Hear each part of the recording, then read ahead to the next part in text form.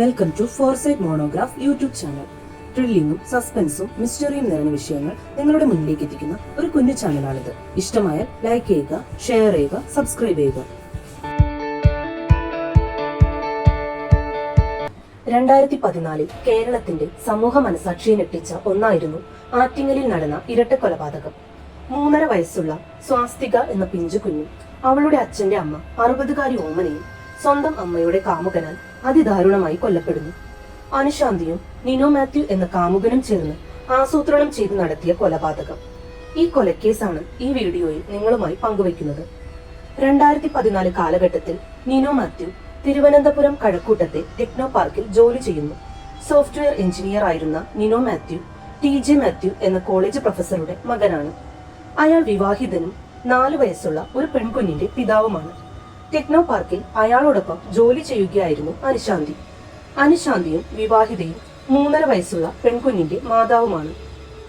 ഭർത്താവ് ലിജേഷ് എഞ്ചിനീയറും ഇടുക്കിയിൽ KSEBയിൽ ജോലി ചെയ്തു വരികയുമായിരുന്നു. അനുശാന്തിയും മകൾ സ്വാസ്തികയും ലിജേഷിന്റെ മാതാപിതാക്കൾ തങ്കപ്പൻ ചെട്ടിയാർക്കും ഓമനയോടുമൊപ്പം തങ്കപ്പൻ ചെട്ടിയാരുടെ വീട്ടിലാണ് താമസിക്കുന്നത്. ലിജീഷ് അവധി ദിവസങ്ങളിലാണ് സ്വന്തം വീട്ടിലെത്തുന്നത്. ലിജീഷ് ആകട്ടെ തനിക്കും കുടുംബത്തിനും നല്ലൊരു ജീവിതം ഉണ്ടാകാനായി തന്റെ വീടിനടുത്തായി മറ്റൊരു വീട് പണിതുകൊണ്ടിരിക്കുന്നു. അങ്ങനെയിരിക്കെ ഒരുമിച്ച് ജോലി ചെയ്തുകൊണ്ടിരുന്ന നിനോ മാത്യുവും അനുശാന്തിയും പ്രണയത്തിലാകുന്നു. പ്രണയം എന്ന വാക്ക് ഉപയോഗിക്കുന്നതിനേക്കാൾ അവർ തമ്മിലുള്ള ബന്ധം കാമത്തിൽ അധിഷ്ഠിതമായിരുന്നു എന്ന് വേണം പറയാൻ. ഒരു നോട്ടത്തിലോ സംസാരത്തിലോ ഒന്നും ഒതുങ്ങുന്ന ഒരു ബന്ധമായിരുന്നില്ല അവരുടേത്.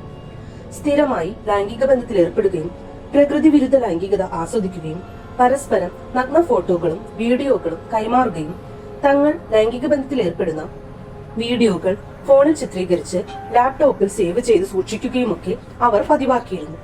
ഈ ബന്ധം പുരോഗമിച്ചതോടെ അനുശാന്തിക്ക് ഭർത്താവിനോട് താല്പര്യമില്ലാതായി.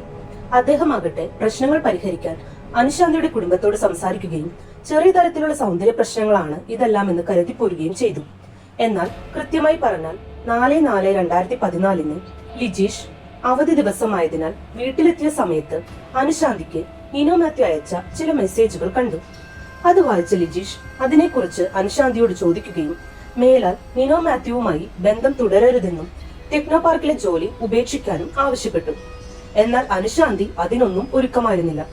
പതിവ് പോലെ നിനോ മാത്യു എന്തുണ്ട് വിശേഷം എന്ന് അനുശാന്തിക്ക് മെസ്സേജ് അയച്ചു. അപ്പോൾ ഭർത്താവ് എല്ലാം അറിഞ്ഞെന്നും പ്രശ്നമായെന്നും അവൾ മറുപടി അയച്ചു. എന്നാൽ സാധാരണ അവിഹിതങ്ങളിൽ പോലെ നിനോ മാത്യു പേടിച്ച് പിന്മാറാൻ തയ്യാറായില്ല. നീ എന്റേത് മാത്രമാണെന്നും നമ്മൾ ഒന്നിച്ച് ജീവിക്കുമെന്നുമൊക്കെ അയാൾ അവൾക്ക് മെസ്സേജുകൾ അയച്ചു. അതിനിടയിൽ മകൻ നിനോ മാത്യുവിന്റെ പോക്ക് ശരിയല്ല എന്ന് മനസ്സിലാക്കിയ പിതാവ് TJ മാത്യു നിനോ മാത്യുവിന് ഒരു കത്തെഴുതി. അധ്യാപകനായ അദ്ദേഹത്തിന് അത്തരത്തിൽ മകന് കത്തുകൾ എഴുതുന്ന ശീലമുണ്ടായിരുന്നു. നിനോ മാത്യുവിന്റെ പ്രത്യേക തരം സ്വഭാവമായിരുന്നതിനാൽ ചില കാര്യങ്ങൾ പിതാവിന് മകനോട് പറയാൻ ബുദ്ധിമുട്ട് വരുന്ന സമയത്ത് കത്തുകളിലൂടെയാണ് അത് അദ്ദേഹം മകനോട് കമ്മ്യൂണിക്കേറ്റ് ചെയ്യുക. ആ കത്തിൽ നിനോ മാത്യുവിനോട് നീ ഇപ്പോൾ തെറ്റാണ് ചെയ്യുന്നതെന്നും ആ തെറ്റിൽ നിന്നും എത്രയും പെട്ടെന്ന് പിന്മാറണമെന്നും എല്ലാം അവസാനിപ്പിക്കണമെന്നും ആ പിതാവ് പറഞ്ഞിരുന്നു. നിനോ മാത്യു ഉണ്ടാക്കുന്ന പ്രശ്നങ്ങൾ സഹിക്കാൻ കഴിയാത്തവയാണെന്നും അതിൽ പറയുന്നു. കൂടാതെ നിനക്കൊരു മകളുണ്ടെന്നും അവൾ ദൈവം തന്ന സമ്മാനമാണെന്നും മിടുക്കിയായ അവളുടെ ജീവിതം നിന്റെ പ്രവൃത്തികൾ മൂലം നശിപ്പിക്കരുതെന്നുമൊക്കെ ആ പിതാവ് കത്തിലൂടെ നിനോ മാത്യുവിനെ ഉപദേശിച്ചു. നിന്റെ ഭാര്യയെയും മകളെയും ഓർത്ത് നീ ചെയ്യുന്ന തെറ്റിൽ നിന്ന് പിന്മാറാനും അദ്ദേഹം കത്തിൽ പറഞ്ഞു. ഒരു അധ്യാപകനായ അദ്ദേഹം തന്റെ മകന്റെ നല്ല ജീവിതത്തിനായി ഉപദേശിച്ചെങ്കിലും നിനോ മാത്യു അത് ചെവിക്കൊള്ളാൻ തയ്യാറായില്ല. എങ്ങനെയും അനുശാന്തിയെ സ്വന്തമാക്കണം, അവർക്കൊരുമിച്ച് ജീവിക്കണം. ഒന്നിച്ച് ജീവിക്കാൻ അവർ ഇരുവരും തീരുമാനിച്ചു. എന്നാൽ ഡിവോഴ്സ് ചെയ്ത് ബന്ധം വേർപെടുത്തി പുനർവിവാഹം ചെയ്യാനായിരുന്നില്ല അവരുടെ പദ്ധതി. തങ്ങളുടെ പങ്കാളികളെയും മക്കളെയും കൊന്നു ഒഴിവാക്കിയ ശേഷം ഒന്നും അറിയാത്ത പോലെ കുറച്ചുനാൾ കഴിഞ്ഞ് ഒന്നിച്ചു ജീവിക്കാം എന്ന മാർഗമാണ് അവർ തിരഞ്ഞെടുത്തത്. പിന്നീട് അങ്ങോട്ടുള്ള ദിവസങ്ങൾ അതിനുള്ള പദ്ധതികൾ മെനയിലായിരുന്നു. നിനോ മാത്യു അനുശാന്തിയോട് വീടിന്റെയും വീട്ടിലേക്കുള്ള വഴിയുടെയും സിറ്റ് ഔട്ട്, ഡ്രോയിങ് റൂം, അടുക്കള എന്നിങ്ങനെ എല്ലാത്തിന്റെയും ഫോട്ടോസും വീഡിയോസും ഒക്കെ എടുത്ത് അയച്ചു കൊടുക്കാൻ ആവശ്യപ്പെട്ടു. വീട്ടിൽ ആരുമില്ലാത്ത സമയത്ത് വേണം ഇതെല്ലാം ചെയ്യാനെന്ന് അനുശാന്തിയോട് പറഞ്ഞിരുന്നു. ഫർണിച്ചറുകൾ വരെ എവിടെയൊക്കെ കിടക്കുന്നു എന്നൊക്കെ ഡീറ്റെയിൽ ആയി ഫോട്ടോസ് എടുക്കാൻ അയാൾ ആവശ്യപ്പെട്ടു. അങ്ങനെ ഫോട്ടോസും വീഡിയോയും വഴിയായി ആ വീടിന്റെ മുക്കും മൂലയും അയാൾ മനസ്സിലാക്കി. അനുശാന്തി ആകട്ടെ അയാൾ ആവശ്യപ്പെടുന്ന മുറയ്ക്ക് എല്ലാ ഫോട്ടോസും വീഡിയോസും ഒക്കെ എടുത്ത് വാട്സാപ്പിലൂടെ അയാൾക്ക് അയച്ചു കൊടുത്തു. അങ്ങനെ ദിവസങ്ങൾ എണ്ണി അവർ കാത്തിരുന്നു. കൗണ്ട് ഡൗൺ ബിഗിൻ എന്നും ഇനി നീ എന്റേത് മാത്രം എന്നും ഒക്കെയുള്ള മെസ്സേജുകൾ അവർ കൈമാറിക്കൊണ്ടിരുന്നു. ഇനി 4 ദിവസം മാത്രം, ഇനി 3 ദിവസം മാത്രം എന്നിങ്ങനെയും അവർ വാട്സ്ആപ്പ് മെസ്സേജുകൾ അയച്ചു. അങ്ങനെ ആ നശിച്ച ദിവസം വന്നെത്തി. കൗണ്ട് ഡൗൺ അവസാനിച്ചു. അന്ന് 16/4/2014 ലിജീഷ് അവധിയെടുത്ത് ആറ്റിങ്ങലിലെ വീട്ടിൽ വന്നിട്ടുണ്ട്. പതിവ് പോലെ അനുശാന്തി രാവിലെ ടെക്നോ പാർക്കിലേക്ക് ജോലിക്കായി പോയി. നിനു മാത്യുവും ടെക്നോ പാർക്കിൽ ജോലിക്കെത്തി. 9:30 ഇരുവരും ജോലിക്കെത്തിയെങ്കിലും 10:49 നിനു മാത്യു ഓഫീസിൽ നിന്നും പുറത്തോട്ട് പോയി. ടെക്നോ പാർക്കിലെ ഓഫീസിൽ ഫിംഗർ പ്രിന്റ് ഉപയോഗിച്ച് വേണം എൻട്രി ആൻഡ് എക്സിറ്റ് ചെയ്യാൻ. അതിനാൽ തന്നെ 10:49 നിനു മാത്യു പുറത്തു പോയെന്ന് പോലീസിന് തെളിവ് ലഭിച്ചു. അങ്ങനെ 10:49 നിനു മാത്യു പോകുമ്പോൾ ചിട്ടി വിളിക്കാൻ KSFയിൽ പോകുന്നു എന്ന് പറഞ്ഞാണ് അയാൾ പോയത്. എന്നാൽ അയാൾ നേരെ പോയത് ഒരു ചെരുപ്പ് വാങ്ങാനാണ്. കഴക്കൂട്ടത്തെ ഒരു ചെരുപ്പ് കടയിൽ നിന്നും അയാൾ ചെരുപ്പ് വാങ്ങി.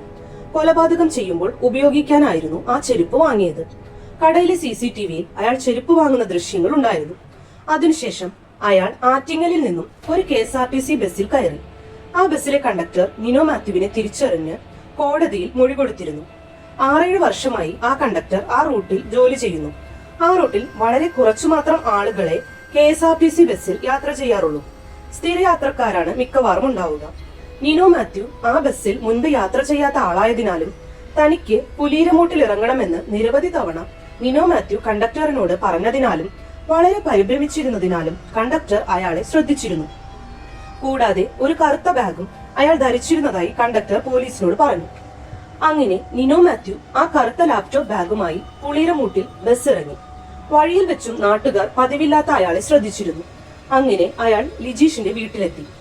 എന്നാൽ അപ്പോൾ അവിടെ ലിജീഷിന്റെ അമ്മ ഓമനയും മകൾ സ്വാസ്തികയും മാത്രമേ ഉണ്ടായിരുന്നുള്ളൂ. ലിജീഷ് പോസ്റ്റ് ഓഫീസിലേക്കും അച്ഛൻ ലിജീഷിന് പുതിയ വീട് പണി നടക്കുന്നിടത്തേക്കും പോയിരുന്നു. ആ അമ്മ നിനു മാത്യുവിനോട് കാര്യം തിരക്കി. താൻ ലിജീഷിന്റെ സുഹൃത്താണെന്ന് പറഞ്ഞ് അയാൾ സ്വയം പരിചയപ്പെടുത്തി. ആ അമ്മയോട് ലിജീഷിനെ വിളിച്ച് വരാൻ പറയാൻ പറഞ്ഞു. ആ പാവം അമ്മയാകട്ടെ തന്റെ ഫോണിൽ നിന്നും നിനു മാത്യു എന്നൊരാൾ കാണാൻ വന്നിട്ടുണ്ടെന്ന് പറഞ്ഞ് ലിജീഷിനെ ഫോൺ ചെയ്തു. ലിജീഷ് അമ്മയോട് ഫോൺ നിനു മാത്യുവിന് കൊടുക്കാൻ പറഞ്ഞു. കുറച്ചു കാര്യങ്ങൾ പേഴ്സണലായി സംസാരിക്കാനുണ്ടെന്നും വീട് വരെ വേഗം വരാമോ എന്നും നിനു മാത്യു ആവശ്യപ്പെട്ടു.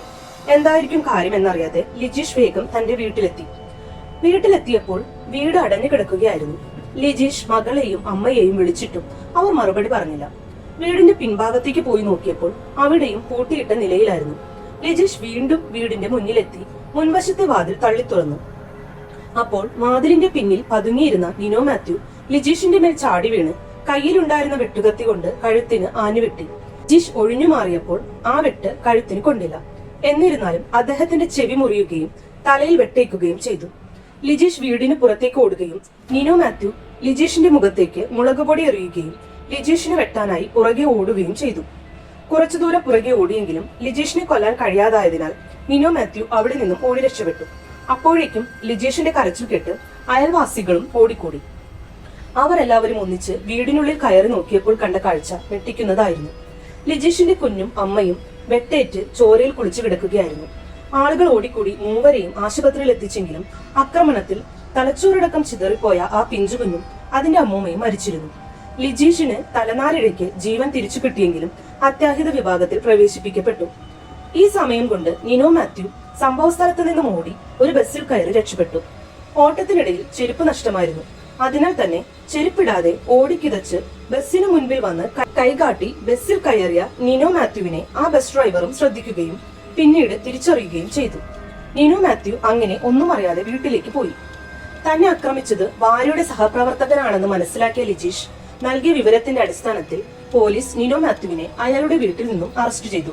ലിജീഷിന്റെ സഹോദരന്റെ കല്യാണത്തിന് നിനു മാത്യുവിനെ അനുശാന്തി ലിജീഷിന് പരിചയപ്പെടുത്തി കൊടുത്തിരുന്നു. അതിനാൽ തന്നെ ആക്രമിച്ചയാൾ ആരാണെന്ന് മനസ്സിലാക്കാൻ ലിജീഷിന് ബുദ്ധിമുട്ടുണ്ടായിരുന്നില്ല.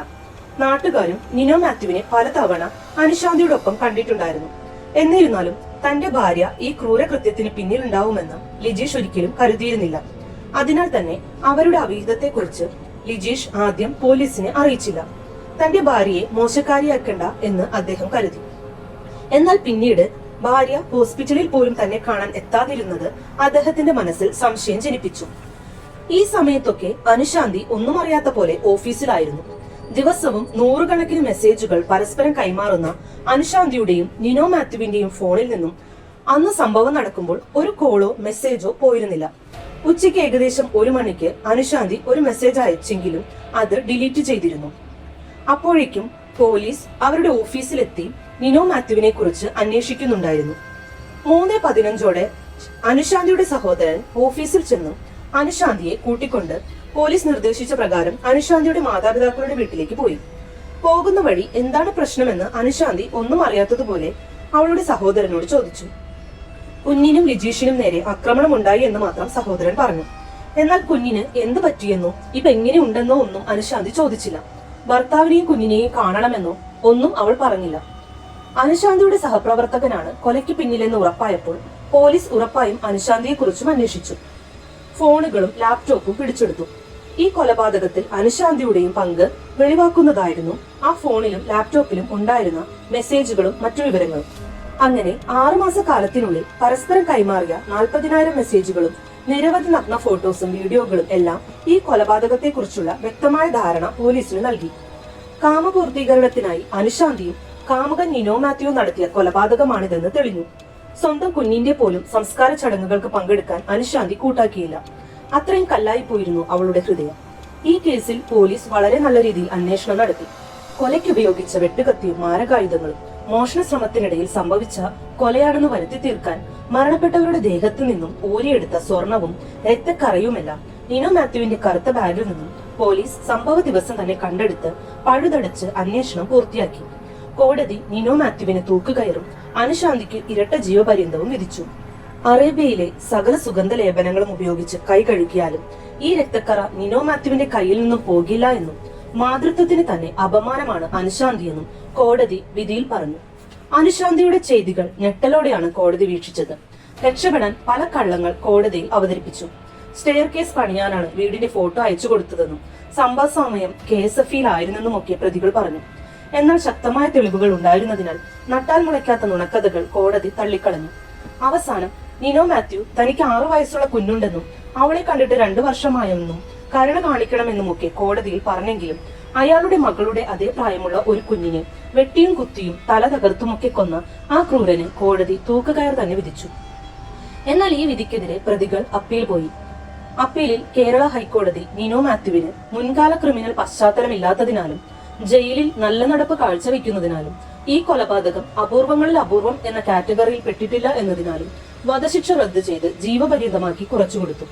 25 വർഷത്തേക്ക് നിനോ മാത്യുവിന് പരോൾ പോലും ലഭിക്കില്ല. അനുശാന്തിയുടെ ശിക്ഷകൾ അതേപോലെ തന്നെ നിലനിർത്തി. അപൂർവങ്ങളിൽ അപൂർവം എന്ന് വിചാരണ കോടതി വിധിച്ചപ്പോൾ ഹൈക്കോടതി നേരെ മറിച്ചാണ് വിധിച്ചത്.